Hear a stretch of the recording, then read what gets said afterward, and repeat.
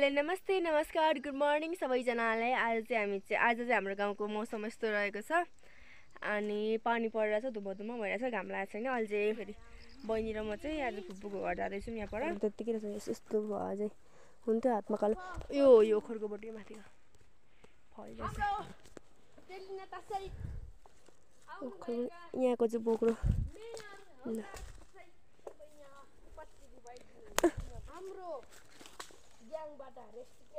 यस्तोतिर हुन्छ। साँच्चै हो तपाईँबाट चाबी छ के कसको?